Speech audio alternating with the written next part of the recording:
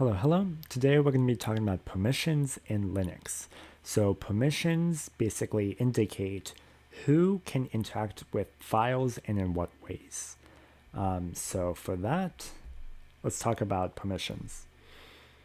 Permissions in the Unix file system follow a specific format, okay? So what we do is we block the permissions into 3 different sets based on who we're talking about. If it's the user who owns the file, that's the first block. Then it's the group that owns the file, which is the second block. And lastly, it is everyone else, okay? And for each of these sets of permissions, we have 3 things that could be true. They could read, or R, write, W, or execute, X. So in this case, we see user, RWX, means that the user can read, write, and execute. Essentially, they can do everything to the file. They can see its contents, they can modify its contents, and then can run the contents of that file. So this is what one set looks like. And for here, we'll see that this group, they can read, and they can execute, but they cannot modify. Meanwhile, everyone else can only read that file. And so this is how the permissions for that file work.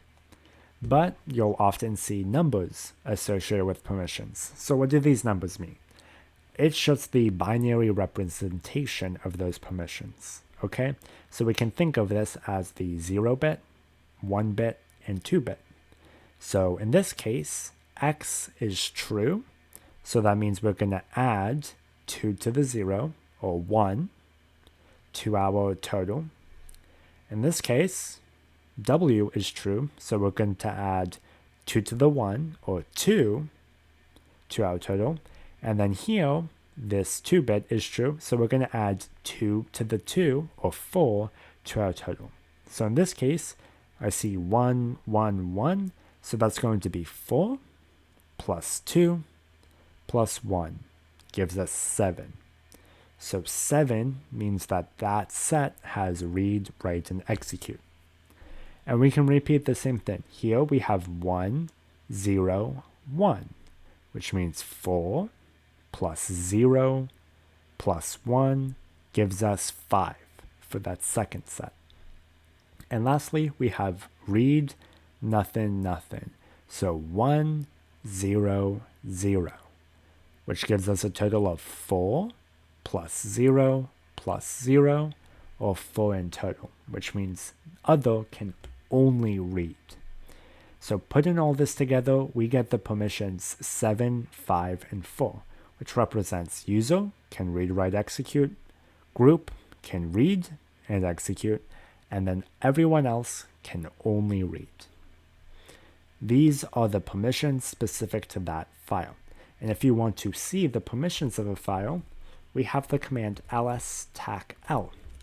So if we do it on a specific file, for example, etc password, we see that permissions there. So we see who owns the file, what group owns the file, as well as all of the permissions we just talked about. So read, write, nothing, read only, read only. So this gives us a total of 6, 4, 4. Okay? We can also do it on directories, and it would do it on all of them. So you can see it's lists every file in the directory and gives us the permissions here. You'll see some additional modifications for things like special files. So directories have this D at the front. Same thing would be true if you had a special like character file or pipe file. It would be different, but that's pretty irrelevant. You don't really have to worry about that. If you want to learn about permissions in more depth, read this blog. It really explains it in a lot of detail, and it's really good. I'm just going to teach you what you need to know in order to be able to address vulnerabilities. So that is how permissions work, and you'll see that whenever permissions are misconfigured, we can do crazy things. But that's not all that there is to this story. There are extra permissions on top of this. Specifically, there is a fourth set of bits that you could have. And this is very special bits that can do interesting things to a file. So for this fourth set, the three possible things are for the user. If it's set, then it is called the SUID bit, which stands for set user ID. What this means is that anyone executing this file will run it with the permissions of the owner if that SUID bit is set. So the reason this is so important is because what if root owns a file that has the SUID bit set? Then anyone running that file runs it as root, okay? Now this is important in order for the operating system to function, because consider a command like password. Password modifies your password, which means it has to edit files like Etsy Shadow, which are permission protected. So in order for this to work, we need to be able to run it as root. So if I actually did user bin password, you see an S here because that SUID bit is set. Awesome. However, we can also do it maliciously, as we'll see later. Same idea for groups, except now it's the group that owns it. So if instead I saw an S here, then that means the group could own it. And then when executing, I execute with the permissions of that group. And lastly, there's this sticky bit. What sticky bit means is that only the owner can delete or rename the file. No one else can, even if they have modified permissions over the file. So that's just helpful if you make modifications to a file and you want to keep it there, don't want anyone else messing with your file or removing it, you can put that sticky bit there. Makes it slightly harder for people to try and deal with that file. So these are the special bits, okay? And really the star of this show is the SUID bit, so we're going to talk lots about that. So for red team, we can, if a binary is owned by root and it has that SUID bit set, then we can do fun things with it, okay? So for example, what we would do is we could find any files with the SUID bit running this command, and then we would look them up on the website like GTFOBins, which what it is if we visit the web page, we can see it lists a bunch of different common binaries here. And it also shows that if this binary has the SUID bit set, we can do some shenanigans to get a root shell. So this is a nice and handy place to learn all of our privesc commands. Okay? So that is GTFOBins. Now how do we go about defending it? Well, let's look for all files with that bit set, and then we just remove that bit by using chmod. So chmod u-s file name. If we wanted to add the bit, it was u plus s, but here it's just u-s. So in other words, removing that sticky bit from the user, okay? Chmod is the command we use to modify those permissions. In terms of finding the files, a lot of common files are going to have the SUID bit set. So really you want to use some tool like Linux Smart Enumeration or linps. What these will do is it knows what is common for the SUID bit on a system, and so it'll only point out the things that are uncommon, which makes it easier to pinpoint, okay, can this be GTFO'd and used to escalate to root? So that is the SUID bit. And so let's go ahead and let's do some vulnerabilities related to that. So here we have a lot of them. I'm going to pick a few. So let's go ahead and pick the modules. I'm going to do false SUID, vim SUID, and cat SUID.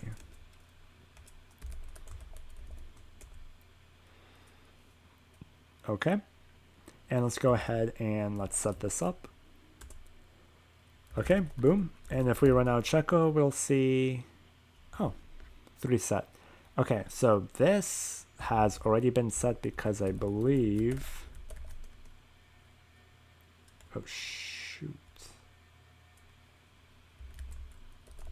Huh? Vim SUID, is this working? Okay, so it's the checker broken.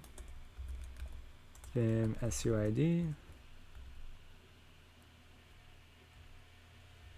Ooh.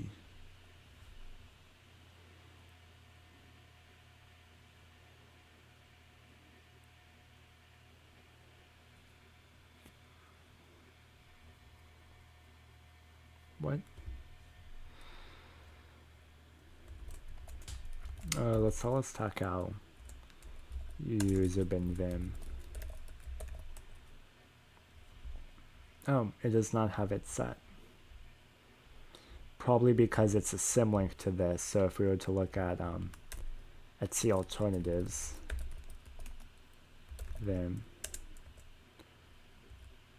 Okay, user bin vim basic. Okay, user bin vim.basic.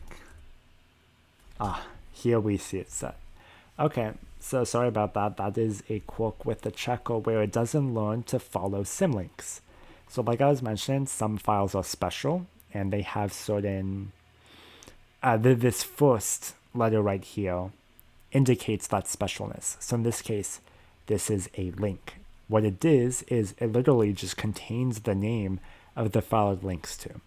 So when we try to run user bin vim, what it actually does is it says, oh, I'm linking to this file at C alternatives vim, so I'm going to run that. And then that itself is a symlink, so it says, oh, I point to user bin vim basic, so I'm going to run that. And then that's actually the binary. So when I was just checking this, and you see the SUID bit is not set for that, but it is set for the thing it links to. So that's the side tangent. Anyways, let's go ahead and look at these SUID bits. So how do we check for that? Well, what I'm going to do is I'm going to look at users, and in here, oh, nope. Oh, so what I would do is I would use a tool like, for example, lsc.sh. So if we go to the slides, you'll see, for example, here, for blue team, we want LSC. You could also do linpiece, but I feel like it's more difficult for beginners because there's a lot of noise. So let's just do this. Okay, let's go ahead and do that command. So I'm actually going to switch it up here so I can copy paste into my VM. And let's do Linux smart enumeration. Go into their GitHub. They have instructions for how to install it. And it's really simple because it's just a sh script. So let's do this. Okay. Let's do this. Okay. Okay. Is wget installed?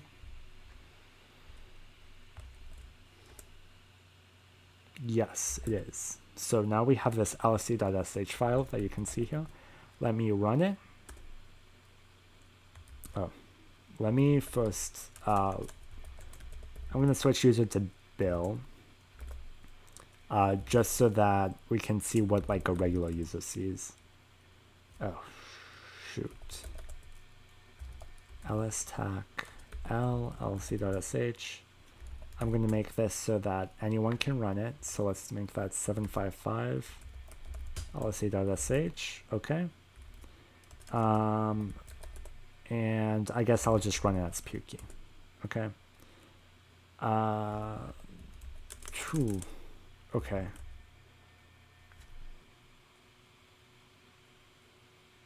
And so what it's going to do is it goes through each of these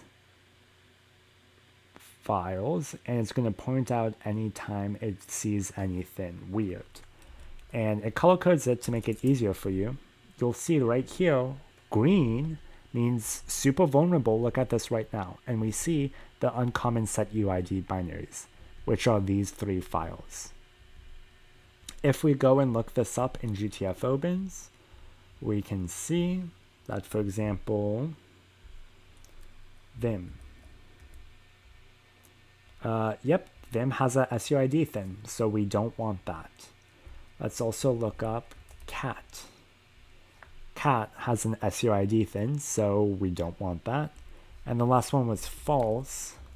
False actually doesn't show up here, and that's a good point, that false, it's pretty chill. Even if you have an SUID bit set, it doesn't really do anything. So I just included that there as an example of how not all of them are necessary, but let's still remove it just to play it safe, you know? And again, you'll see that it's not always accurate. Sometimes you have false positives like this, which we need to address, which, we would just ignore, okay? So let me just, okay, it finished.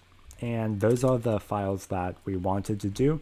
So going back to our notes, how do we remove it? We do that. So let's do chmod utac-s for user bin. First of all, I need to be sudo for this. Chmod utac-s for user bin cat. And there was also user bin vim basic. And also bin false, I believe. And so if I run my checker now, oh yeah, I got all of them. And it says that even if it can't be exploited, you should still remove SUID bit because there's no reason it should have it. The reason being, if someone was able to modify this binary so that it still had the SUID bit, but now its contents are something different, like a shell, then that's a problem. So that is that. That's everything you need to know about the SUID bit. So, as always, thank you for watching, and I'll see you in the next one. Bye-bye!